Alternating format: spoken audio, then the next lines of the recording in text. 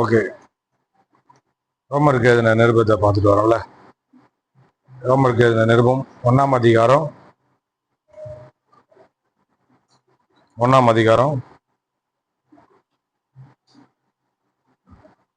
29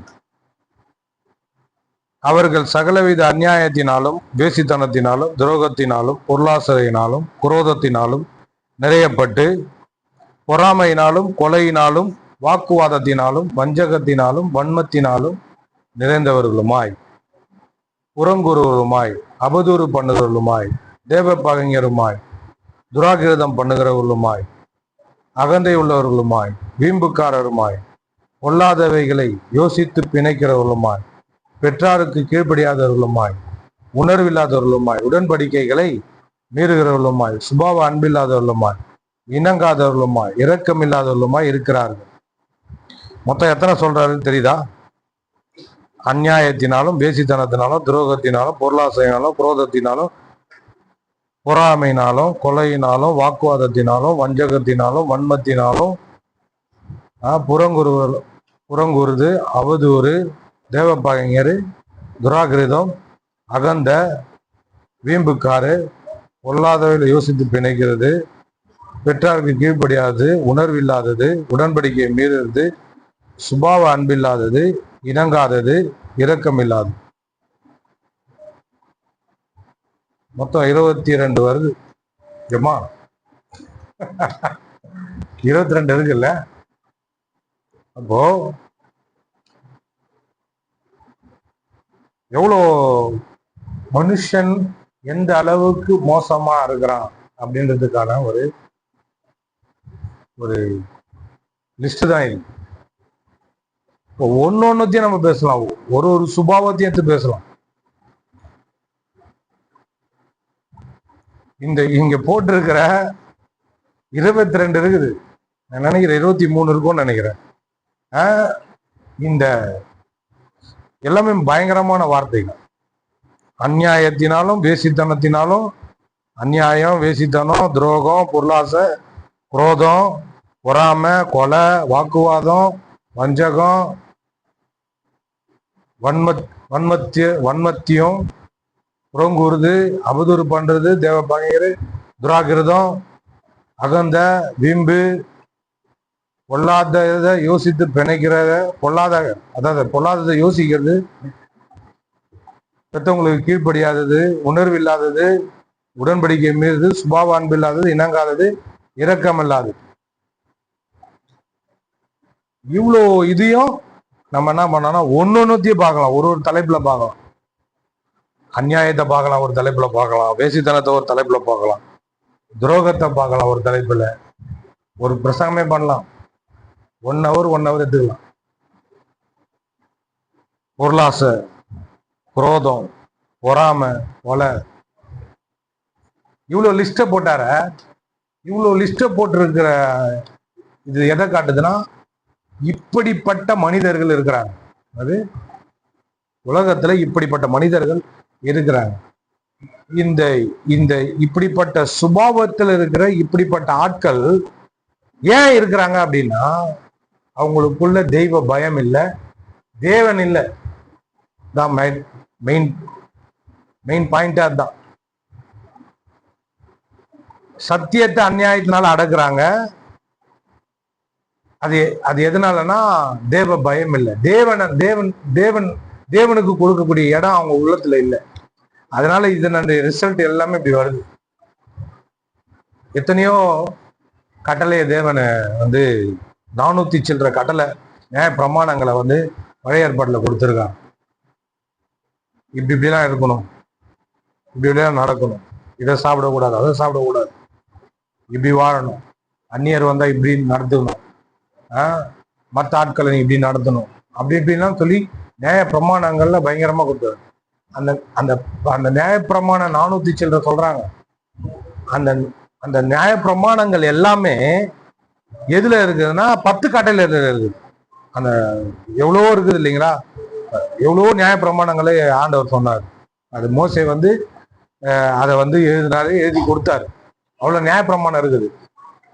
அது எல்லாமே 10 கட்டளையில விவரம் தான் 400 சில்லற சொல்றாங்க. அந்த 10 கட்டளை இயேசு என்ன பண்றாருன்னா ஒரே கட்டளையா மாத்திட்டார். பார்க்க போனா 2 கட்டளையா மாத்திட்டார். அந்த 10 கட்டளை என்னன்னா 10 கட்டளை அதை வந்து 2ஆ பிரிக்கலாம். எப்படின்னா 4 முதல்ல 4 வந்து தேவனுடையது, மற்ற 6 வந்து மனிதர்களுடையது, மனிதனுக்கு சம்பந்தப்பட்டது. அந்த 10ஐயும் இயேசு என்ன பண்றாருன்னா 2 ஆக்கிட்டார். எப்படின்னா உன் தேவனிடத்தில் நீ அன்பு கூறுறது போல பிறனிடத்திலும் அன்பு கூறு அப்படின்னு ஆக்கிட்டார். அத அப்படியே நம்ம ஒன்னாகும். எப்படி ஆக்கலாம்னா அன்பு சிம்பிள்,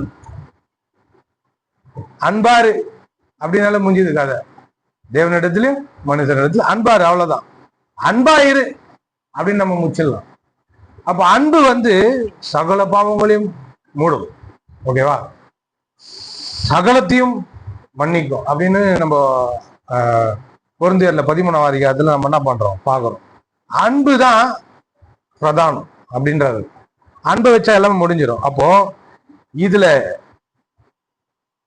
இப்போ இந்த 22 இருக்குல்ல, 22 ரொம்ப மோசமான வார்த்தைகள்னால விவரிச்சிருக்கிற உறங்குறது, அவதூறு பண்றது, தேவ பகைங்கிறது, அகந்த, துராகிருதம், பொல்லாததை யோசித்து பிணைக்கிறது, உடன்படிக்கை மீது சுபாவ அன்பில்லாதது, இணங்காதது, இரக்கம் இல்லாததுன்னு சொல்லிட்டு லிப்ட் பேசித்தனம், துரோகம், பொருளாசை, பொறாமை, கொலை, வாக்குவாதம் அப்படின்னு நிறைய லிஸ்ட் போடுறாரு. இப்ப நம்ம ஐபிசி அப்படின்னு செக்ஷன்லாம் இருக்குது, வக்கீலுங்களுக்கு தெரியும் என்ன சொல்லுவாங்க, இந்த செக்ஷன் அந்த செக்ஷன். நான் 307 எனக்கு தெரியும், 305 எனக்கு தெரியும், வள்ளுவர் செகேஸ் கொலை முயற்சி, 307 வந்து கொலை, திருடுறது, அந்த அந்த செக்ஷன் எனக்கு தெரியாது. ஏன்னா நான் அது வந்து நான் பார்த்துருக்கிறேன், அதுக்கு வந்து நான் அனுபவிச்சிருக்கிறேன். அந்த திருடுறது இதெல்லாம் வந்து ஒரு செக்ஷன் இருக்குது பாருங்க. நம்ம பைபிளுக்கு பேரு இவ்வளவு பெரிய பயங்கரமா பெருசா இருக்கும் சட்ட புத்தகம். அம்பேத்கர் தான் எழுதினார். அது இவ்வளோ சட்டங்கள் இருக்குது. நீங்க போய் வக்கீலுக்கு படிச்சீங்கன்னு வைங்களேன், தப்பு பண்றதுக்கு யோசிப்பீங்க.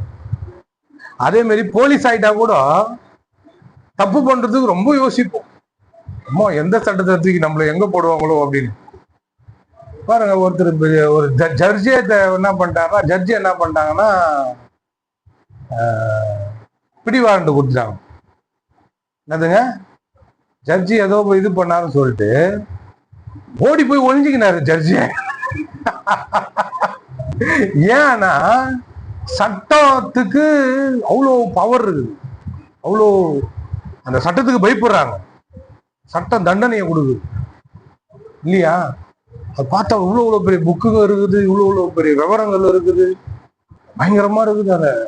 அந்த மீறுதல்னால அந்த தண்டனை, அதுல இருக்கிற செக்ஷனுங்கெல்லாம் பார்க்க போலாம். இப்ப இவர் இவ்வளோ லிஸ்ட் சொல்றாரு, இவ்வளோ லிஸ்ட்ல இன்னொரு இடத்துல வேற சொல்றாரு. அது வந்து அவர் பட்ட அனுபவங்களை சொல்றாரு. இவ்வளோ லிஸ்ட்ல இருக்கிற ஆளுங்க வந்து பாத்தீங்கன்னா நிறைய பேர் ஆனா கிடையாது, எல்லாருமே நிறைய பேர் என்ன இல்ல, ஒரு ஆளை சொல்றாரு. இங்க நிறைய பேரை சொல்ற மாதிரி தெரியுது, ஆனா ஒரு ஆளுக்குள்ள எல்லாமே பண்றக்கூடிய ஆற்றல் இருக்கு. அங்கதான் நம்ம நிக்கணும். சரி, இதெல்லாம் சொல்றாரு, நம்ம என்ன பண்றோம்? நம்ம குடும்பத்துல பாக்குறோம்ல, நிறைய பேர் பாக்குறோம். என்ன பிரச்சனை வருது? வாக்குவாதம் இருக்குதா? இங்க தேடி பாருங்க. ஸ்டேஷன்ல எங்க போய் நிக்கிறாங்க, அதனால போய் நிக்கிறோமா? வாக்குவாதம் வந்து மண்டையாச்சு வச்சு நின்னுறோம் போய். சரி, வேற என்ன இருக்குது? புறங்கூறுது, மற்றவங்களை பத்தி ஏடா உடம்பா எதனா சொல்லிடுது. இவங்களா ஒரு கற்பனை பண்ணிக்கின்னு சொல்றது, தேவையில்லாததை சொல்றது, எல்லாமே இருக்குது பாருங்க. பொல்லாததை யோசித்து பிணைக்கிறதா. அப்புறம் துரோகம், அப்புறம் இணங்காதது. அது கூட பிரச்சனையா? இணங்க மாட்டாங்க பாருங்க. வாங்க கொஞ்சம் அட்ஜஸ்ட் பண்ணுங்கன்னா நான் வர மாட்டேங்க. அவங்கள பத்தி உங்களுக்கு தெரியாதுங்க, எனக்கு ரொம்ப நல்லா தெரியும். அப்புறம் என்னது இறக்கம் இல்லாது? கொஞ்சம் இறக்கம் காட்டுங்க. அதெல்லாம் காட்ட மாட்டாங்க. போன வாரம் பார்த்தல, எங்கள் எங்கள் கடை நாங்கள் மற்றவங்களுக்கு மன்னிக்கிறது போல எங்களுக்கு மன்னியும் அப்படிங்க. பயங்கரமான ட்விஸ்ட் அது. அது போல இறக்கம் காட்டுங்க. ஏங்க காட்டுங்க இறக்கத்தை. நான் ஜோபியில வச்சுருக்கிறேன், காட்ட மாட்டேன் அப்படின்னு. இவங்களுக்கு எதனா ஒண்ணுனா தயவுசெய்து மன்னிச்சிருங்க என்னுடைய. மற்றவங்களுக்குன்னா உனக்கு வந்தா தக்காளி சட்னி, உனக்கு வந்தா ரத்தம், மற்றவங்களுக்கு வந்தா தக்காளி சட்னியா? பாருங்க, மனுஷங்க இப்படிப்பட்ட ஒரு நிலைமையில இருக்கிறாங்க இல்லையா? இப்படிப்பட்ட நிலைமையில ஒருத்தரும் ஒரு விதத்துல இருக்கிறாங்க. சரிங்களா? ஒருத்தரும் இந்த மாதிரி ஒரு கேரக்டர்ல இருக்கிறாங்கன்னா, கொஞ்சம் சுத்தி இருக்கிற ஜனங்களை பாருங்க. அந்த ஜனங்களுக்குள்ள ஆண்டவர் இல்லை. ஒரே பிரச்சனை இதுதான், ஏசப்பா இல்லை. அவங்க இயேசுவை ஏற்றுக்கல. கடவுளை, ஜீவனுள்ள தேவனை என்ன பண்ணல, தெரிந்து கொள்ள அவர்கிட்ட வர விருப்பம் இல்லை. அதனாலதான் இந்த பிரச்சனை எல்லாம் இருக்கு. கடவுள் ஒருத்தர் அங்க உள்ள வந்துட்டாருன்னா எல்லாமே சூப்பராயிடும். பாருங்க, இப்போ இந்த இடத்துல எல்லாமே லைட், இது பாருங்க எத்தனை லைட்டு போட்டுக்கிறாங்க. எங்க போனாலும் நான் இந்த லைட்டுங்களை விட மாட்டேன். எங்க வீட்டுல போனா 6 லைட் இருக்கும். இங்க கூட என்ன பண்ணிக்கிறோம்னா 6 லைட் தான் போட்டுக்கிறேன். 2 குட்டு பல்பு, குண்டு லைட்டு, 4 மெலிஸ் லைட்டு பாருங்க இது போட்டுக்கிறாங்க. ஒன்னும் இல்லை, இங்க மெயினை போய் ஆஃப் பண்ணிட்டா இதெல்லாம் அமிஞ்சிடும் இல்லையா? மெயினை போய் ஆஃப் பண்ணிட்டா இதெல்லாம் எரிஞ்சிடும். இந்த மாதிரி திகி திகி திகி திகி எரிஞ்சுனுக்குது. இதெல்லாம் எதனால எரிஞ்சுனுக்குது தெரியுமா? புறம் கூறுறது, வேசித்தனம் பண்றது, அநியாயம் பண்றது, பொருளாசையில இருக்கிறது, பொறாம வச்சுனுக்கிறது, கொலை பண்றது, வாக்குவாதம், வஞ்சகம் பண்றது. இந்த லைட் எல்லாம் பயங்கரமா எரியுது. ஆண்டவர் சொல்றாரு, நான் வந்து பீஸ் கேரை புடிங்க விட்டேன்னு வச்சுங்க, கரெக்டா எல்லாம் அமிஞ்சிடும்ன்ற. ஒருத்தவங்க சொல்லுவாங்களாம், என் வாயத்தான் சிஸ்டர் அடக்கவே முடியல அப்படின்னா. சிஸ்டர், அது பைபிள்ல போட்டுக்குது சிஸ்டர். நாவை அடக்க ஒருவனாலும் கூடாது, அது பயங்கரமானது. ஆமா சிஸ்டர், உண்மைதான். அதையும் ஏன் சொல்றாரு, மனுஷனால் கூடாதுதான், தெய்வனால் எல்லாமே கூடும். உன் நாக்கு கொஞ்சம் காட்டு, ஆண்டவர் சொல்றாரு, உன் நாக்கு எனக்கு காட்டு, என்ன நம்புன்னு சொல்லு. ஆண்டவரை நான் உங்க நம்புறேன் ஆண்டவர்னு சொல்லு. சொல்லுமா, நம்பணும் எல்லாமே பேச முடியாது. அதைத்தாமா நான் மெயின் சுவிட்ச் ஆஃப் பண்றேன்வாமா, எல்லாத்தையும் பிடிங்கி விட்டுறவா, ஒயரையும் பிடிங்கி விட்டுறவா அப்படின்ற. வரமாட்டாங்க. பிரச்சனை ஏன் எங்கேருந்து நம்ம என்ன பண்றோம்னா, போய் மேலோட்டமா என்ன பண்றோம்னா சரி பண்ண பாக்குறோம். பெரிய கத்திரிக்கோள் எடுத்து போய் வெட்ட பாக்குறோம். நான் சொல்றாரு, நீ மேலோட்டமா வெட்டிட்டு வந்தேன்னா மறுபடியும் பிரச்சனை வரும். ஒட்டு மொத்தமா நான் வெட்டிடுறேன்ற. நான் உள்ள வந்துடுறேன். உள்ள வந்துட்டேன்னா எல்லாமே நல்லாயிடும். நம்ம சொல்றாரு பாருங்க, இப்படிப்பட்டவைகளை செய்கிறவர்கள் மரணத்திற்கு பாத்திரரா இருக்கிறாங்களாம், பாத்திரரா இருக்கிறார்கள் என்று தேவன் தீர்மானித்த நீதியான தீர்ப்பை அவர்கள் அறிந்திருந்தும் அவைகளை தாங்களே செய்கிறதும் அல்லாமல் அவைகளை செய்கிற மற்றவர்களிடத்தில் பிரியப்படுவதுமா இருக்கிறாங்க. இது அம்பாண்டத்திலயும் அம்பாண்டம். இதெல்லாம் செய்யறாங்க பார்த்தீங்களா? இதை செய்யறவங்க மேல பிரியமா வேற இருக்கிறாங்க.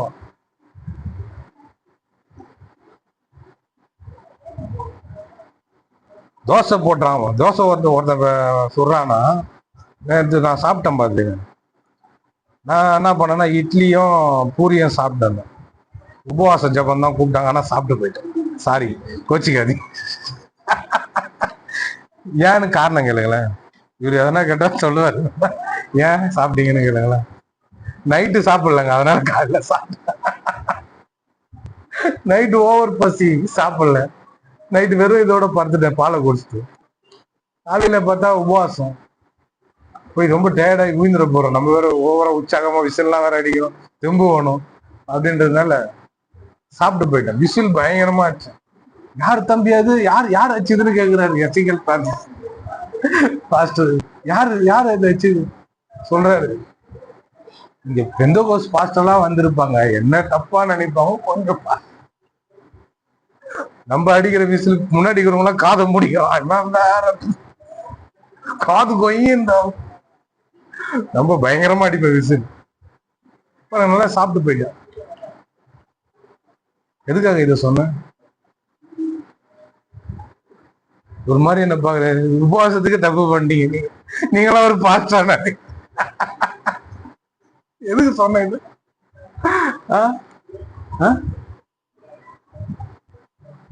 மற்றவங்க மேல பிரியமா இருக்கிறாங்கல்ல. தோசை தோசை நான் பூரி இட்லி சாப்பிட்டு இருந்தேன் பாரு, ஒருத்தன் ஸ்பெஷல் தோசைன்றான். ஸ்பெஷல் தோசைன்னு பார்த்தா உருளைக்கிழங்கு மேல வச்சு கொடுக்குறான். அந்த மாதிரி இவங்க தோசை எல்லாம் சுட்டுனுக்குறாங்க. யாரு அநியாயம் எல்லாம் பண்ணுகிறாங்க. ஒருத்தர் பேர் நின்று வேடிக்கை பாக்குறாரு, பார்த்தீங்களா? பண்ணு நல்லா இருக்குது, சூப்பரா இருக்குது அப்படின்ற மாதிரி இருக்குதான். பண்றது அநியாயம், அதுல வேற மேல எண்ணெய் ஊத்துறான். இன்ட்ரெஸ்டா இருக்குதான். அத அத அத வந்து ரசிக்கிறாங்க பாருங்க. அப்போ மனுஷன் எந்த அளவுக்கு போயிட்டான் பார்த்தீங்களா? பண்றது அநியாயம், அதை ரசிக்க கூட செய்யறாங்கன்னா அது எண்ட் ரிசல்ட் பயங்கரம், மோசம் இருக்குது. மோசத்துலயும் மோசம். ஏதோ ஒரு சூர்யா படம் நினைக்கிறேன். லவ்வை சேர்த்து வைக்கிறதுக்கு என்ன பண்ணுவான்னா, இவனை கூட்டின்னு வருவாங்க. இவன் என்ன பண்ணுவானா, அந்த பொண்ணை போய் அவங்க அப்பா கிட்ட, அவங்க அப்பா அம்மா கிட்ட ஒப்பு கொடுத்துருவான். போமா அப்படின்னு. நீ ஒரு ஃப்ரெண்டுன்னு நான் உங்ககிட்ட வந்தா உனக்கு ஒரு ஃப்ரெண்டு இருக்கிறான்னு சொல்லி நீட்டுன்னு வந்த. ஆனா சொல்றேன்டா, நீ நாசமா போயிடுவ. மண்ணள்ளி போட்டு, சூர்யா மேல மண்ணள்ளி போட்டு போடா. அந்த மாதிரி இதுதான் பிரச்சனைன்னு பார்த்தா இதுக்கு மேல ஒரு பிரச்சனை இருக்குது. ரசிக்கிற கூட்டம், தப்புங்களை ரசிக்கிற கூட்டம். இது வேதனைப்படுறாரு. நம்ம சிரிக்கிறோம், நம்மளுக்கு பாரு சிரிப்பாரு, ஆனா இது ரொம்ப வேதனையான ஒரு விஷயம். நான் ஒரு பிரச்சனைல மாட்டியிருந்தேன் பாருங்க. நாங்க ஒரு இதுல இது பண்ணிருந்தோம். ஒரு பிரச்சனை ஒண்ணு ஆச்சு. அதை வந்து சண்டை நந்துன்னு இருக்குது. ஒருத்தன் கால் மேல கால் போட்டு சேரை போட்டு உட்காந்து ரசிச்சுன்னுக்குறான். நான் உள்ள இருந்து பாத்துட்டேன், தூர கண்ணில். நான் கண்ணாடி போட்டு, அடா பாவி, இதெல்லாம் ஒரு குழப்பு. ஒருத்தனுக்கு அநியாயம் நடக்குது, கால் மேல காலை போட்டு ரசிச்சுன்னு கிடக்குறேன். இப்ப அவர் வாழ்க்கையை பார்த்தா பயங்கர திண்டாட்டமா கொண்டாட்டமாக இருக்கு. திண்டாட்டத்துல கொண்டாட்டமாக இருக்கு. அவருக்காக நாங்க ஜெபம் பண்றோம். வாழ்க்கையே பிரச்சனை, பிசாசு விட்டு போக மாட்டேன். ஏன்னா இவன் ஈர்த்து பூச்சி வச்சுன்னுக்கான் பாருங்க. அதனால்தான் தீங்கு செய்யும் இருந்தோடு கால்கள். நல்லதுக்குன்னா ஓடியாரு, தீங்கு செய்யணும்னா ஓடியாரும். இதெல்லாம் ரத்தம் சேர்ந்த தீவி இருக்கிறது அப்படின்னு. அப்போ ஒரு மனுஷனுடைய கேரக்டர் கடவுள் இல்லைன்னா எந்த அளவுக்கு மோசமாகும் அப்படின்றதுக்கான ஒரு பயங்கரமான வெளிப்பாடு தான் இது. இந்த லிஸ்ட் 22 கேரக்டர் சொல்றேன். 22 கேரக்டர். இது எப்படின்னா, ஒரு மரத்தை வந்து வேரோட எடுத்து, எங்க வீட்டு எதிர்க்க வந்து பார்க்கு கட்ட போறாங்க. ஒரு 3 கிலோமீட்டருக்கு வந்து வயல்வெளியா இருக்கும். காலையில எழுந்தவொடனே அங்கதான் நான் உட்காருவேன், எதிர்க்க உட்காருவேன். எதிர் வெயில், கிழக்குல இருந்து சூரிய உதயமாகும். விடிய காலையில என்ன பண்ணுவோம், சேர்ல உட்காந்து கொஞ்சம் சன்பாத் எடுப்பேன், அப்படியே ஜோம் பண்ணுவேன், அப்படியே இது பண்ணுவேன். பார்த்தா என்ன பண்ணானா, அந்த வேலிக்கத்தா முள்ளுன்னுவாங்கல்ல மரம், அந்த வேலிக்கத்தா மரத்தை என்ன பண்ணானா புல்டோசர் வச்சு இச்சு தூக்கின்னு வந்து ஒரு எல்லாமே எடுத்துன்னு வந்து தூக்கின்னு வந்து போட்டான். அதுக்கு முன்னாடி பச்சை பசல் இருந்தது, வேரோட புடுங்கி தூக்கின்னு வந்து ஒரு இடத்துல போட்டான் பாருங்க. பார்த்தா கரை கட்ட கரையில ஆகுது. வேர்ல இருந்து புடிங்கிட்டா முடிஞ்சது கதை. தூக்கி அதை போட்டா அப்படியே பட்டு போகுது, அப்படியே கருகுது இல்லையா? அதே மாதிரி தான் இந்த கதை. இது நான் படிக்கும் போது இது அப்படிதான் இருக்குது மனுஷனுடைய வாழ்க்கை. அது சொல்றாரு, மரணத்துக்கு பாத்திரர். இவங்கெல்லாம் யாரு?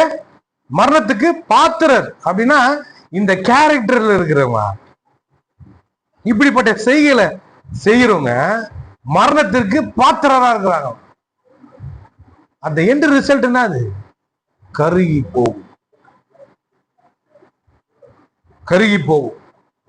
ஐயோ, ஒவ்வொரு சுபாவங்களும் இந்த 22 இருக்குல்ல, இந்த 22 ஒவ்வொரு சுபாவங்களும் அவ்வளவு மோசம். கடவுள் இல்லாததுனால அந்த ஜீவன், அந்த மரத்துக்குள்ள அந்த ஜீவன் இருக்கணும், அந்த மண்ணோட அது ஒட்டி இருக்கணும், அந்த ஈரப்பதம் இருக்கணும், அப்பதான் செழித்து இருக்கும். அதே போலதான் ஒரு மனுஷன் கடவுள்கிட்ட வந்தானா இந்த செய்கையெல்லாம் சுத்தமா போயிடும், சுத்தமா போயிடும், சுத்தமா போயிடும். அந்த அன்பு வரணும் பாருங்க, கடவுளுடைய அன்பு, கடவுளுடைய அன்பு வரணும். இயேசுவை சார்ந்து இருந்தா அந்த அன்பு தன்னால வரும், தன்னால வரும். சொல்லுங்க, தன்னால வரும். என்னத்தான் பிரச்சனை வந்தாலும் சரி, அப்படி இப்படின்னு இருக்கும், நம்ம ஊசலாடுற மாதிரி இருக்கும். ஏன் நம்ம உண்மையில கிறிஸ்தவன் தானா அப்படின்ற மாதிரி டவுட் எல்லாம் வேற வரும். அப்படி இப்படின்னு இருக்கும். கடைசியா வந்து நிப்போம் பாருங்க, ஆண்டவரே மன்னிச்சு. அதான் அன்பு. அந்த அன்பு அந்த அன்பு கிட்ட ஓடுது. சில குறைகள், சில பிரச்சனைங்க, சில போராட்டங்கள் நம்ம கிட்ட இருக்கும். ஆனா ஓடியாந்து நிக்கிறோம் பார்த்தீங்களா ஆண்டவர்கிட்ட, அன்பு அன்போட சேரும். ஏன் மன்னிப்பு கேட்கிறோம்னா, என்கிட்ட தீமை இல்லைன்றதுக்கான அடையாளமா இருக்கும். ஆண்டவர் என்கிட்ட தீமை இல்லை, ஆண்டவரை என்கிட்ட அந்த மாதிரியான ஒரு கேரக்டர் இல்லைன்றத நிரூபிக்கிறோம். மன்னிப்பு கேட்குறோம். ஆண்டவரை என்னை மன்னிச்சிடுங்க, இப்படி ரத்தனால என்னை கழுவுங்க அப்படின்னு. அந்த செஞ்ச அநியாயம் தெரியுது, அக்கிரமம் தெரியுது, பாவம்னு தெரியுது. ஆனா ஓடியாரம் பார்த்தீங்களா? அது எதை காட்டுதுன்னா, உள்ள அன்பு இருக்குது, உனக்குள்ள ஈரம் இருக்குது, உனக்குள்ள ஜீவன் இருக்குது, உனக்குள்ள உயிர் இருக்குது, தேவ ஜீவனே இருக்குது. அது காட்டுது. இவங்க கிட்ட இல்ல, பட்டு போகுது பாருங்க. இப்படிப்பட்டவர்களை செய்கிறவர்கள் மரணத்துக்கு பாத்திரராக இருக்கிறார்கள் என்று தேவன் தீர்மானத்திலிருந்து நீதியான தீர்ப்பை அவர்கள் அறிந்திருந்தோம். அவைகளை தாங்களே செய்கிறதும் அல்லாமல் அவைகளை செய்கிற மற்றவர்களிடத்தில் பிரியப்படுவர்களுமா இருக்கிறார்கள். அடுத்தது 2ஆம் அதிகாரம் வருது, அடுத்த வாரம் பார்ப்போம். சரிங்களா? இதை சொல்லிடுறேன்னா, இதை நான் சொல்லிடுறேன், முக்கியமானதை நான் சொல்றேன். 2ஆம் அதிகாரத்தை அடுத்த வாரம் பார்ப்போம். பாருங்க, இந்த பாவத்தினுடைய இந்த வீரியம், அதனுடைய ஒன்று சொல்லுவாங்கல்ல, அந்த ஃபோர்ஸ், பவர் எப்படின்னா, நல்லா தெரியும் இதை செஞ்சா தண்டனை இருக்கு. என்னதுங்க? இந்த பாவத்தை செஞ்சா, இந்த குற்றத்தை செஞ்சா, இப்படிப்பட்ட காரியத்தை செஞ்சா நான் தப்ப மாட்டேன், கண்டிப்பா எனக்கு மரண தண்டனை இருக்குது அப்படின்னு நல்லாவே தெரிஞ்சு போய் செய்யறான் பார்த்தீங்களா?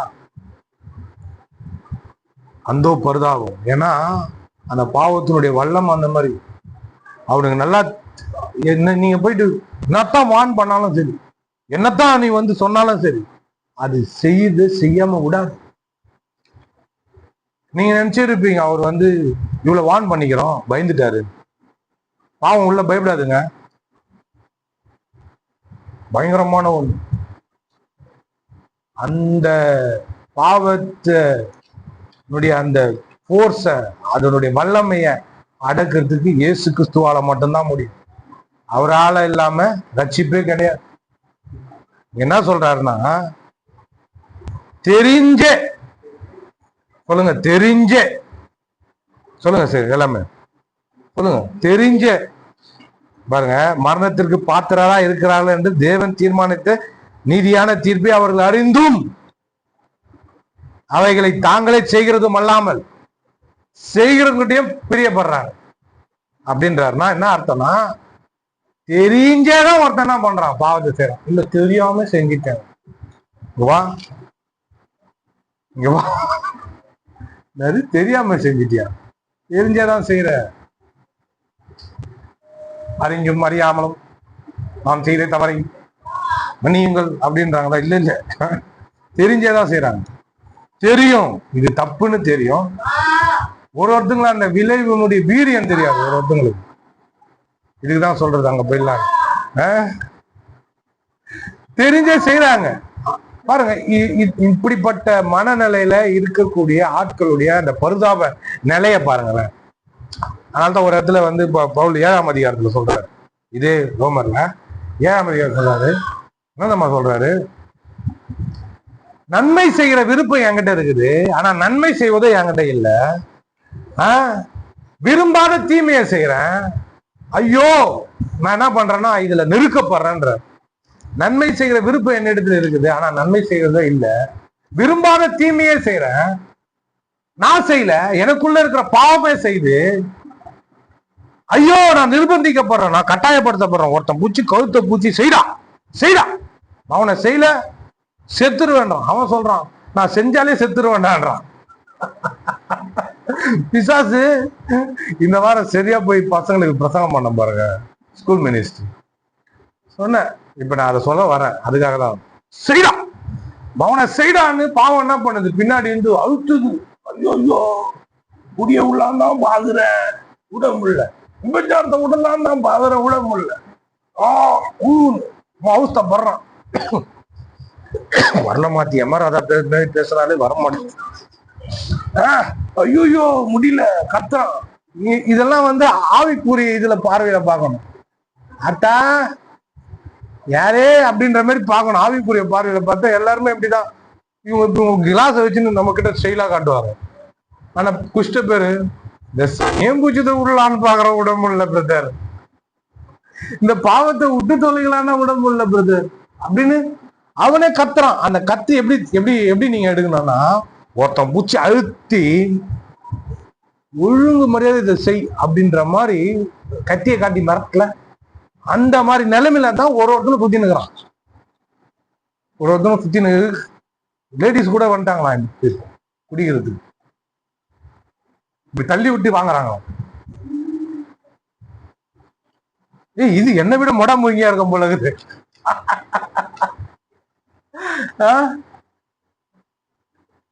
அன்னைக்கு பாக்குறோம் ஒண்ணு பிளாட்ஃபார்ம்ல எப்படி பத்துன்னு இதுல இருந்து ஒரே ட்ரெஸ் தான் அது. என்னடா பண்ணீங்க அந்த பொண்ணு அப்படின்ற மாதிரி இருக்குது. அந்த பொண்ணு ஃபுல்லா எல்லாருமே கூடி, பையன் 2 பசங்க கூடி, அந்த பொண்ணும் கூடி அப்படியே உள்ள மால் உள்ள இருந்து அந்த பார் உள்ள இருந்து வெளியே வந்தாங்க. அங்க படுக்கிறதுக்கு இடம்னு சொல்லிட்டு பிளாட்ஃபார்ம்ல படுத்துக்கினாங்க. பெரிய ஹோட்டலு, ஸ்டார் ஹோட்டல். என்னடாண்ணா நான் வளசரவாக்கம் போனோன்னா அப்படின்றான். என்னடாச்சு அந்த பொண்ணு உயிரோட தான் இருக்குதுன்னு மூச்சு பார்த்தானே தெரிஞ்சு. போலீஸ் ஸ்டேஷன் வேற பக்கத்துல இருக்கு. என்னடா பண்ணீங்கன்னா ஃபுல்லா கூடி தெளிவா இருக்கும் போது நல்லா மூழ்கி இருக்குது போல இருக்குது. ஃபுல்லா குச்சிட்டு இப்படி மட்டை தூக்குடான்ற மாதிரி தூக்குறாங்க. அப்பா எனக்கே வேணாம், வேற யாருன்னா வருவாங்க, நீங்க வாந்தி வேற உள்ள எடுத்துருவீங்க வந்து நான் போயிட்டேன். ஆனா அப்படியே அந்த ஃபோர்ஸ் இது இருக்கு பாருங்க. நான் சொன்னேன், ஃப்ரெண்டுக்கு சொன்னேன், இந்த பாவம் உள்ள இருந்து வாட்டி வதக்குது. இவங்க என்ன பண்றாங்கன்னா மேலோட்டமா சரி பண்ண பாக்குறாங்க. இந்த மாத்திரை இந்த இடத்துல போய் சாப்பிட்டா, இந்த கயிறை இந்த இடத்துல கட்டினா, இந்த இடத்துல அந்த குடிகாரங்களை வச்சு வாங்கன்னு வாங்கி அவங்கள என்ன பண்றாங்க, ஒரு 2-3 மாசம் வச்சு சரி பண்ணா அவங்க சரியாயிடுவாங்க. அவன் பயத்துல என்ன மறுபடியும் ஊற்றாதுன்ற மாதிரி இருக்கிறான். அதுக்கப்புறம் என்ன பண்றான், நைஸா போய் குஷ்டு வந்துடுற ஆளுங்கெல்லாம் இருக்கிறாங்க. இந்த மாதிரி இருக்கிறான். நீ என்ன பண்ற, மேற்பூச்சா என்ன பண்ற, அந்த நுனி புல் மேய்ற மாதிரி மேய்ஞ்சு நிற்கிற. இல்ல, அவன் அடி வயிற்றுல இருக்குது, பாவம் உள்ள இருக்குது பாருங்க. வெளியே வந்து யாரும் என்ன அடிச்சிட்டாங்கன்னா, இதான் எங்க அம்மாவை கூட்டிட்டு வரேன், இதான் என் ஃப்ரெண்டை கூட்டிட்டு வரேன், இதான் எங்க அண்ணனை கூட்டிட்டு வரேன், போய் கூட்டிட்டு வந்து சண்டை போடலாம். இவன் உள்ள சண்டை போட்டுனுக்கிறான். கையை விட்டா எடுக்க முடியும். இல்ல, அந்த பிரச்சனை நான் கையை விட்டு எடுத்துறேன்னு சரி பண்ண முடியும். இல்ல, இது ஆவியில நடக்கிற பிரச்சனை, ஆத்மாவில நடக்கிற பிரச்சனை. இது கையை விட்டா சரி பண்ண முடியுமா? நான் வாயை திறக்கிறேன், அது உள்ளத்தாமா ஏதோ ஒண்ணு பண்ணுது, என்ன மண்டிலையும் இதுலயும் என்ன எதனா பண்ணுமா, கையை விட்டு எதனா செய்யுமா? கையை விட்டாலாம் தொண்டை வெடிக்க போவோம், மண்டை வெடிக்க போவோமான்னு போகாது. உள்ள ஆவி வரைக்கும் போனோம். யார் போவா? உன்னை சிருஷ்டித்த தேவனால மட்டும்தான் முடியும். ஆமென். அவர் ஆவியாகிறாரு, நீ ஆவியா இருக்கிற. நீ சரீரத்துல இருந்து என்ன பண்ற? இந்த நம்ப மாட்டேன் ஆவியாகிறன்ற, ஆத்மாகிறத நம்ப மாட்டேன். என்னது ஆவியா? என்னது ஆவியா? அதனாலதான் நீ கஷ்டப்படுற. நான் பசங்களுக்கு சொன்னேன், என்ன கெட்ட வார்த்தை பேசாம இருக்க முடியல, இந்த மாதிரி தப்பறான காரியங்களை பார்க்காம இருக்க முடியல, இந்த மாதிரி ஒரு பாவங்கள்லாம் நான் செய்யறேன். ஐயோ ஐயோ என்னை யார் காப்பாத்துவா? எம்மா என்னை காப்பாத்து, எப்பா என்னை காப்பாத்து. நான் வந்து கத்தின்னு இருப்பேன். அதை உள்ள சரி பண்றதுக்கு யாரால முடியும்? ஏசப்பாவால தான் முடியும், ஏசு கிறிஸ்துவால தான் முடியும். அவர்கிட்ட வந்தா தான் என்ன பண்ணுவாரு? உள்ள கைய விட மாட்டாரு, உள்ளே போயிடுவாரு. அவரா முழுசா உள்ள போயிடுவாரு. உள்ள போயிட்டு சரி பண்றதெல்லாம் சரி பண்றது. ஆமென். இவங்க என்ன நினைக்கிறாங்கன்னா, அது எப்படி முடியும், இவங்க எப்படி மாறுறாங்க அப்படின்னு கேட்கிறாங்க. வெளியே இருந்து எப்படி வேடிக்கையே பார்த்துட்டே இருக்கு. பின்னாடி இருந்து கத்திய வச்சு ஒருத்தர் நசிக்க நிற்கிறான் பிசாஸ். எல்லாரையும் போட்டு வாட்டி வதைச்சு நிற்கிறான். அது அவங்களுக்கு தெரியல. இது ஆவிக்குரிய உலகம்.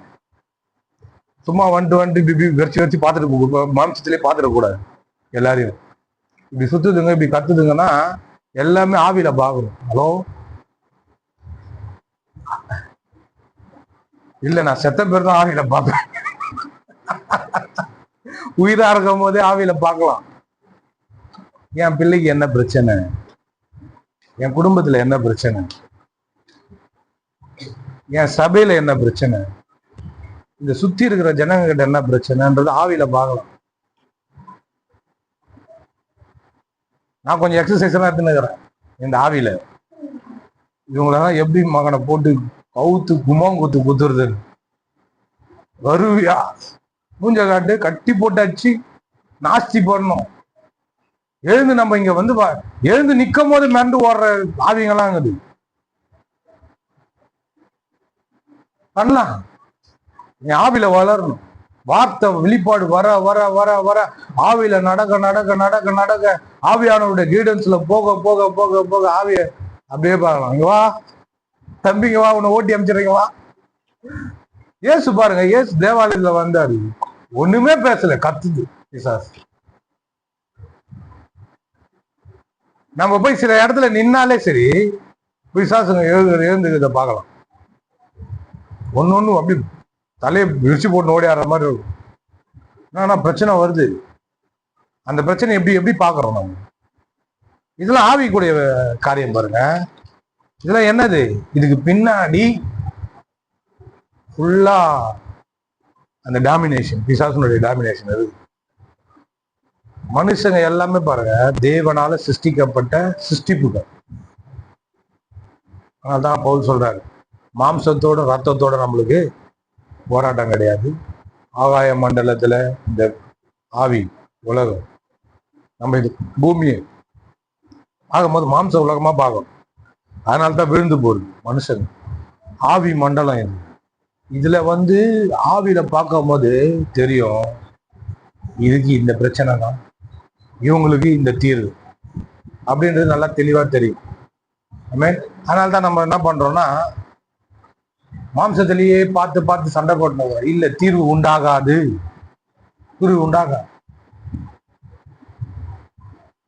சில தாழ்த்துற இடத்துல நம்மள தாழ்த்தும், வணங்குற இடத்துல நம்ம வணங்கும், நம்ம கீழ்ப்படுகிற இடத்துல நம்ம கீழ்ப்படியும். அப்போ அப்படி கீழ்ப்படியும் போது ஆவியில சில மாற்றங்கள் நம்மளுக்குள்ள உண்டாகும். ஆவியில வளருவோம், மனதுல வளருவோம். அப்படி வளரும் போது பிரச்சனைகளெல்லாம் சொன்னாரு, மழை போல இருக்கிற பிரச்சனை கூழாங்கல் போல தெரியும். உனக்கு கூழாங்கல் சைஸ்ல இருக்கிற பிரச்சனை கூட மழை போல தெரியுதுன்னா, நீ ஆவியில என்ன பண்ணின்னு இருக்கிற? சின்னதா இருக்கிறன்னு அர்த்தம். ஹலோ, என்ன பார்த்து டேவிட் சாலமன் பாஸ்டர் சொல்றாரு, ஆவிக்குரிய ஜெயண்ட்ன்றாரு. ஐயா, நீங்களா அந்த மாதிரி சொல்றீங்க? ராட்சதன்ட்டாரு. இன்னும் அப்படி பார்த்துட்டாரு. அவரு சும்மா சாதாரணமா சொல்ல மாட்டாரு யாரையும். ஆவிக்குரிய ஜெயண்ட். சிலர்லாம் பைபிள் வாங்க, நம்ம பயம் மாட்டோம், பயம் மரியாதை. சிலர்லாம் வந்து அது கிட்டே போக மாட்டாங்க, ஆனா நான் துணிஞ்சு போவேன். ஏன்னா வெளிப்பாடு ஆவியானவருடைய அந்த நிறைவு சத்தானதை சாப்பிட்டு இருக்கிறேன் நான். பயங்கர ஊட்டச்சத்து பயங்கரமா சாப்பிட்டதுனால சில இதெல்லாம் போயிட்டு தம் தோண்டு தெரியுது. இவன் பாக்குறான், எனக்கு மலை மாரி தெரியுது, உனக்கு எப்படி தெரியுது? எனக்கு கூழாங்கல் மாரி தெரியுது, அதை விட கூட சின்னதா தெரியுது. நீங்க பிரச்சனை எப்படி பாக்குறீங்க? எப்படி இருக்கிறீங்க உங்க ஆவியில? இதெல்லாம் வந்து அதுக்கப்புறம் 2ஆம் அதிகாரத்துல வராது. அது அடுத்த வாரம் பார்ப்போம். எழுந்து நிற்போம். ஓ ஸ்தோத்திரங்கத்தா. Praise the lord, praise the lord. Worship, worship, price.